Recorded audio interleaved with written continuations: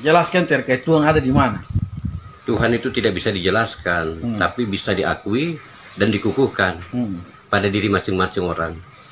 Apakah dia sudah mengadakan perjumpaan dengan dia? Kalau belum, jangan cerita Tuhan. Nanti yang kalian sembah cuma angan-angan. Menyembah angan-angan itu sama saja dengan menyembah pohon. Nggak usah bercerita tentang Tuhan, tapi lihatlah karya Tuhan buat umat manusia dan makhluk-makhluknya yang ada di muka bumi. Itu saja. Alam ini membuat kita mengerti apa artinya sebuah kehidupan. Kalau tidak bisa membaca alam, maka jangan tinggal di bumi. Karena bumi ini adalah tempat tamannya Nabi, tamannya Rasulullah. Hataman Nabi, hataman Nabi, ya Rasulullah. Baru kita bisa tinggal di Aradatul Jannah, surganya Tuhan. Aradatul Jannah itu ada di bumi. Jangan kalian cari-cari lagi. Berarti kalau kalian mencari-cari tentang surga dan pahala, itu nonsen. Tapi nikmatilah hidup ini. Karena yang nikmat itu pasti mati dan memutuskan rasa. Setiap nikmat pasti, kata dasarnya mati, menikmati. Nah, itu. Yang enak-enak itu pasti mati. Berarti akhiran kata dari menikmati itu mati. Mati. Kalau belum pernah merasakan mati, jangan cerita tentang hidup. Kalau mau hidup, mati dulu. Berarti saya perlu mencari tahu tentang keberadaan Tuhan. Tuhan tidak perlu dicari. Betul. Dalam setiap sendi-sendi kehidupan manusia, Tuhan sudah selalu ada. Tanpa Tuhan maka tidak ada kehidupan. Karena Tuhan adalah sumber kehidupan, dan Tuhan adalah sumber kebenaran, Tuhan adalah sumber kekuatan.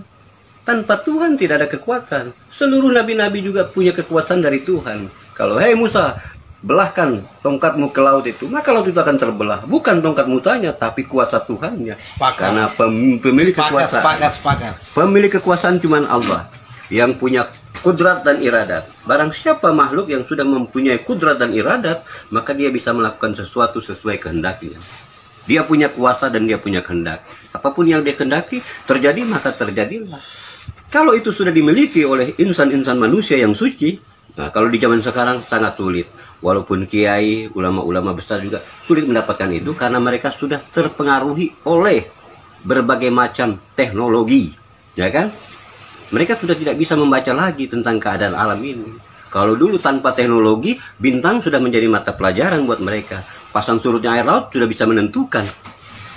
Panas teriknya musim hujan atau segala macam. Itu bisa ditentukan dari pasang surutnya air laut. Tidak perlu lagi mereka membuka aritmatika atau fisika segala macam. Kepastian ada dalam dirinya dan Tuhan. Siapa yang mengenal Tuhan, maka dia akan memiliki kepastian hidupnya.